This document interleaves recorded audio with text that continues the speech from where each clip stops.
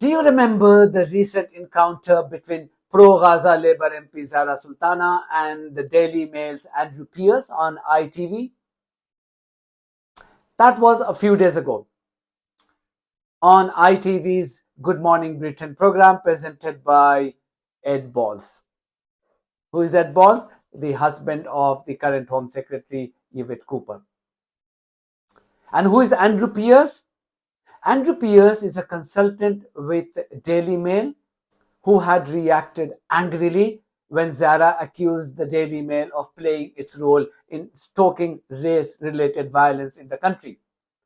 A visibly angry Pierce had demanded evidence from Zarah to substantiate. Now, if you weren't aware of the Daily Mail's reputation and its past deeds, Pierce's angry outburst would make you think the publication he worked for was an embodiment of ethical journalism and that Zarah was highly irresponsible about her allegations. Well, it took just a few days for the Daily Mail to present a fresh piece of evidence against itself to prove that Zarah was right. You may have heard about the heroic act of the Muslim immigrant Abdullah yesterday and how he had risked his life to save a girl and her mother from the catastrophic impact of a stabbing by a white knife man in the heart of London. You can watch the video here. I made the video yesterday.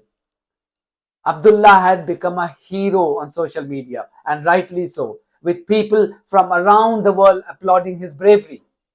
I heard a scream, and the moment I saw it, there was one person, roughly along maybe like mid-30s or early 30s, and he was like stabbing a kid. Yeah, so I saw that he was stabbing a kid. I jumped on him, hold the hand in which he wasn't having a knife, and I just put him down on the floor and just hold him and kick the knife away from him. And then a couple of more people joined as well, and we just hold him until the police came. It took like maybe 3 to 4 minutes. Police arrived, and then they just took him into the custody. And the child, just like all my colleagues, they gave him first aid, and in the middle police came as well, and they just gave the first aid. I just saw a kid who was getting stabbed, and I just like tried to save her. You just ran out of the shop and tried to save the child? Yeah, I don't know there were how many family members are there, mom. I just saw a kid being attacked, and it was my duty to just save them.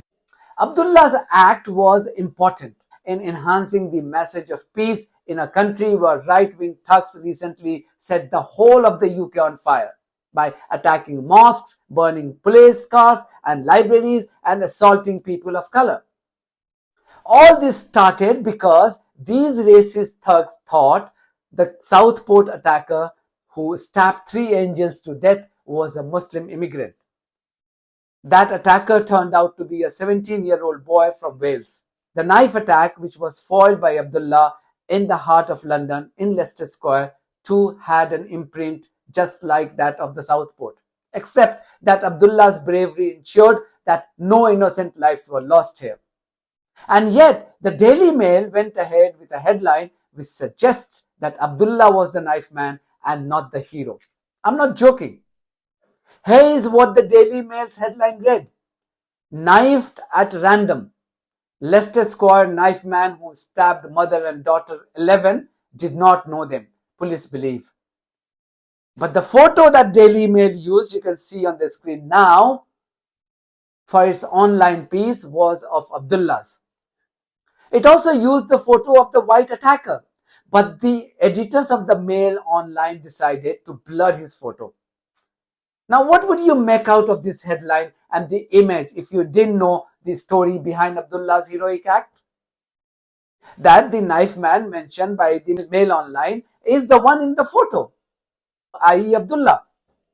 One of the first things we were taught in our journalism course by the BBC many years ago is that if you are using a video footage of football fans from a stadium for a story on racism in football, you must make sure that no close-ups of any individuals is shown when you're talking about racism in particular. Why? Because this will imply that the person in the video is who you are referring to as a racist. The action of Mail Online is wrong from every journalistic standard, period. And yet I wanted to give them the benefit of the doubt, so asked them to present their side of the story on Twitter. They refused. So you can draw your own inference here. Can you imagine what Mail Online has done to the wider safety of Abdullah and the irreparable damage to his public reputation? Not everyone would have watched story yesterday and so wouldn't be aware of his heroic act. What if the neighborhood where Abdullah lives, his neighbors now start hating him after reading this Mail Online story? Who would be responsible for his safety? If I were Abdullah, I would be immediately approaching the Independent Press Standards Organization, IPSO, the media watchdog for newspapers in this country.